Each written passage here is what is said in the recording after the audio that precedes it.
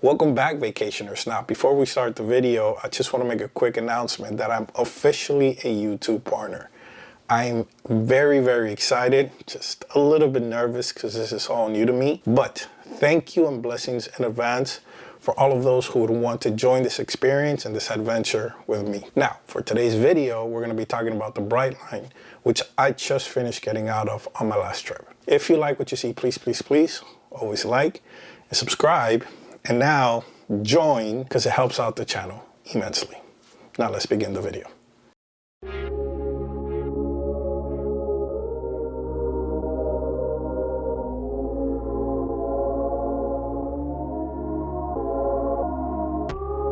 Now, if you don't know what Brightline is, that is one of the high-speed rails that recently opened up here in Florida that goes from Miami to Orlando with, I believe, plans to extend to Tampa.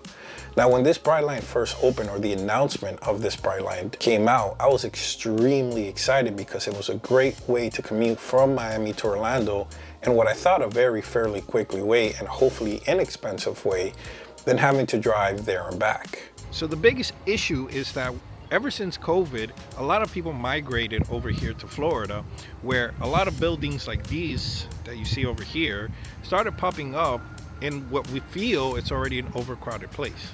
And normally a trip that would take roughly around 3.5 hours has become around 4, 5, maybe 6 hours just due to traffic. This is where Brightline provides a service to commute from here, Miami, to Orlando, to avoid all the madness and chaos of driving in such highly congested, dense cities, but at what price? Which leads me to scratch my head and ask, who is this service for? Because it's not cheap. In fact, it might be one of the most expensive ways to commute from Orlando to Miami and back. You could take a Greyhound, you could take a big bus, you could take a plane, you could take a rental car that might come out cheaper just depending on the time slot that you choose to take the Brightline. Now, that's not to say that the quality of their service is bad, not at all. While I was there, I actually enjoyed myself a lot. The seats felt comfortable, everything felt clean, and the service was great. When we ordered food, somebody came up within minutes with the food we ordered, and the customer service was top-notch.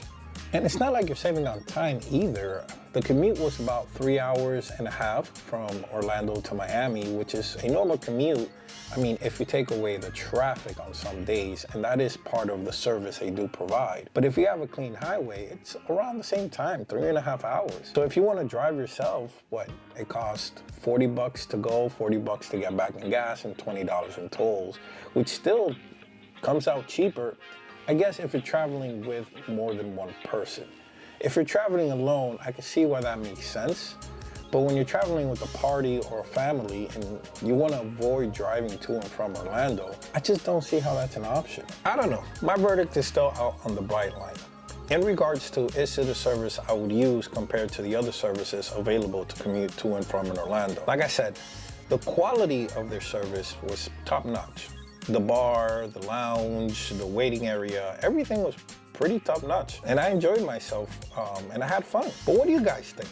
Comment down below and let us know. Have you been on the Brightline? How was your stay? What was the pricing? Were you by yourself or with the family?